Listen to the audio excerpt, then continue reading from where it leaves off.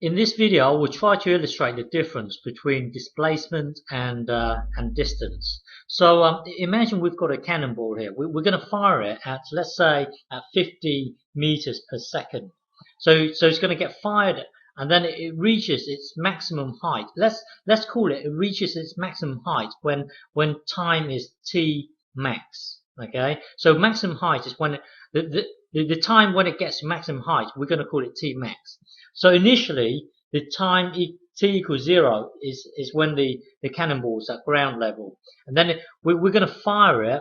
We're going to fire the cannonball. It speeds up, and then slowly, gradually slows down, and then it starts to free fall. Okay, and then speeds up again. Now, when it gets to the end here, let's call it t end. Okay. Now your speed time graph will look like this. Speed time graph, it will look like this. Okay, and this mark here is 50 because the initial speed is 50 meters per second. And then this is when time is t max.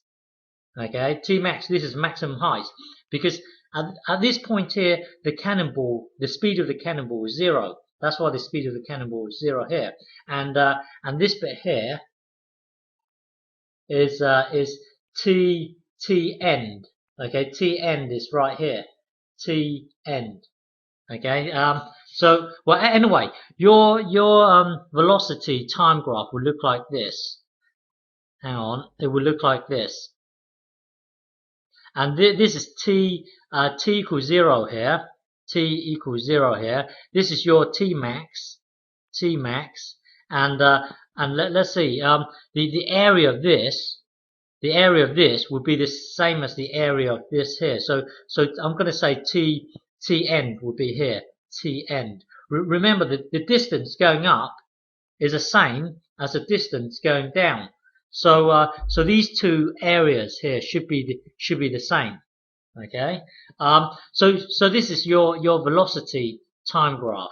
This is your speed time graph. It will look like this. But the thing is, let's have a look at the displacement. Let's have a look at the distance time graph.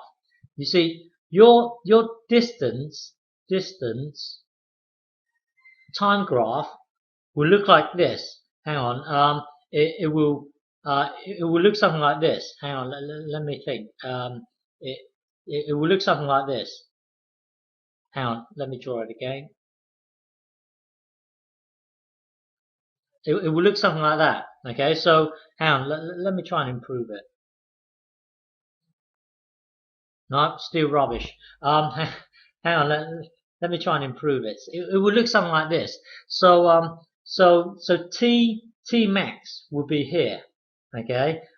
T max, but because what's happening is you cover a lot of ground at first, and then slowly you slow down. So what that means is when you first fire the cannonball, it covers a lot of ground, and then it gradually slows down, and this is maximum now, and then it starts to free fall, covers not so much ground, and then towards the end it speeds up. That's why it's steep. Well, your t end is right here, t end. So this is your distance time graph. This is what it looks like. Now your displacement time graph will look like this. Displacement. Okay, displacement time graph will look like this. It will look like this. Hang on. Okay, yeah.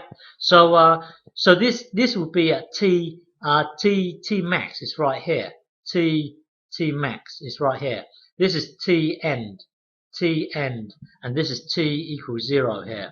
So you see, most of the time in real life, we want to know, how high is the cannonball at time equals, let's say, I don't know, at time equals 7. You see, if you look at time equals 7 over here, it will be somewhere here. So if you do a straight reading here, it just tells you that it tells you the distance like this. It tells you that distance here, but most of the time we don't care about the distance covered. We only care about the height.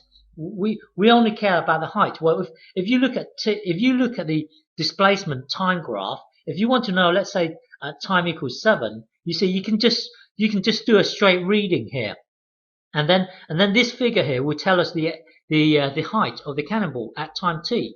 Whereas if you look at the distance time graph, it will give you an answer that's, well, it will give you this distance here, the distance going up and the distance going down.